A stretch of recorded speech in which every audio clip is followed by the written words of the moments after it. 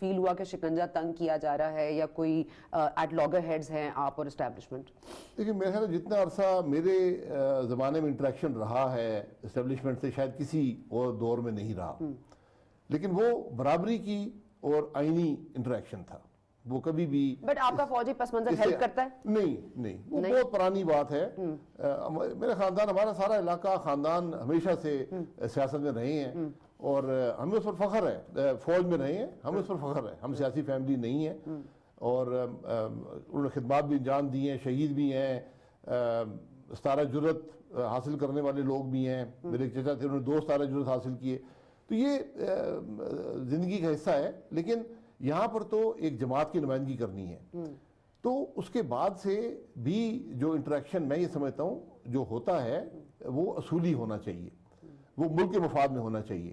آج کل یہ تشہیر جو کر دی گئی ہے کہ جی اس نے اس کے مل لیا، یہ کر دیا، کچھ بات مانگ لی، یہ بات بڑی غلط ہے، کیونکہ جب ملاقات ہوتی ہے 2 افراد کے درمیان ہوتی ہے اور وہاں پر جو بات ہوتی ہے وہ اعتماد میں کی جاتی ہے، اس کی بعد میں تشہیر میں اس کو ایتھیکلی غلط سمجھتا ہوں، کیونکہ اگر تشہیر کرنی ہو تو اسی وقت فیصلہ ہو جائے کہ ہم تشہیر کریں گے، ہم اس بات کو باہر فیصلہ کرتا ہے ایسے کہ تشہیر کریں گے، یہ سوال نہیں، آپ دونوں کر سکتے ہیں۔ جو لوگ بیٹھتے ہیں، جیسے آپ یہاں بیٹھی ہیں تو ہم نے فیصلہ کیا کہ یہ چیز ٹی وی پر چلے گی، اگر اس کا تو اگر میری ملاقات ہو کسی سے اس کا فوٹو بھی آ سکتا ہے، اس کے بارے میں بعد میں بات بھی ہو سکتی ہے، یہ باتیں کچھ فائدہ نہیں دیتی، نقصان دیتی ہیں۔ چلیں آ جائیں اب ذرا، آپ نے ابھی اس پہ آ جائیں۔ 1 اگست 2019 چیئرمین سینٹ کے خلاف تحریک عدم اعتماد لانے کی آپ کے پاس عددی اکثریت تھی، لیکن آپ نے دیکھ لیا پھر کیا ہوا کہ 5 مہینے بعد 7 جنوری 2020 کو آپ نے آرمی ایکٹ کو ووٹ دیا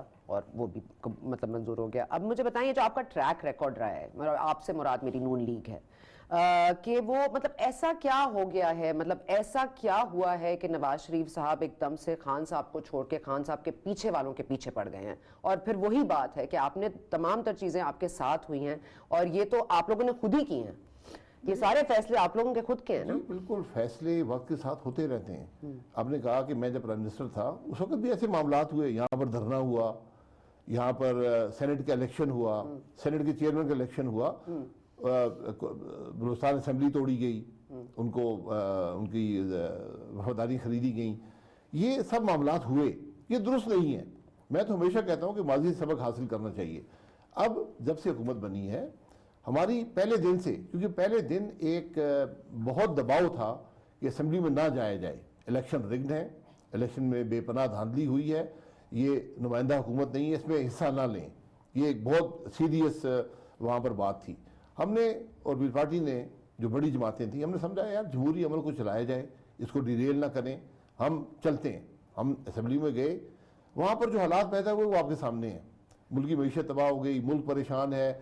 جو اگست میں ہم نے سینٹ چیئرمین کے خلاف موو کیا، ملک تو پھر 2.5 سال سے زیادہ عرصہ آپ نے لیا یہ جمہوری عمل کو چلنے دینے کے لیے، آپ نے سوچا کہ معیشت بالکل ڈوب جائے تو پھر ہم ذرا بات کر لیں گے یا ہم چھوڑ دیں گے۔ میں کہہ رہی ہوں مطلب آپ خاقان صاحب، آپ یہ میں نے آپ کو بہت سنا ہے اور آپ یہ بار بار کہتے ہیں کہ آپ غلطی کا اعتراف بھی کرتے ہیں کہ اگر نون لیگ سے غلطی ہوئی ہے تو آپ اس کا اعتراف کرتے ہیں اور بڑی کھل کے کرتے ہیں، لیکن دیکھیں آپ کی غلطیوں کا اعتراف جو ہے یا معافی نہیں چاہیے عوام کو تو ازالہ چاہیے نا۔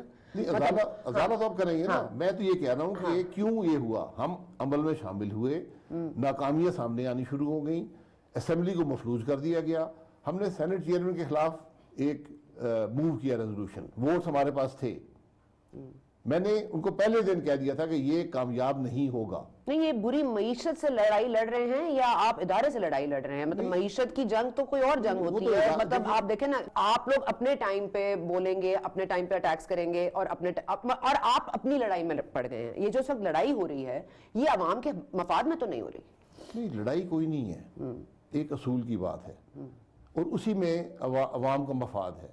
ہم جو جسے آپ بیانیہ کہتے ہیں، جو ہم کہتے ہیں کہ یہ بنیاد ہوگی تو ملک ترقی کرے گا، وہ 2 چیزوں پر ہے۔ ایک، عوام کی رائے کا احترام کریں، جو ووٹ کی عزت 2 کی بات ہے۔ دوسرا، ملک آئین کے مطابق چلے۔ یہ 2 چیزیں ہوں گی، عوام کے مسائل حل ہوں گے، یہ ہمارا بیانیہ ہے۔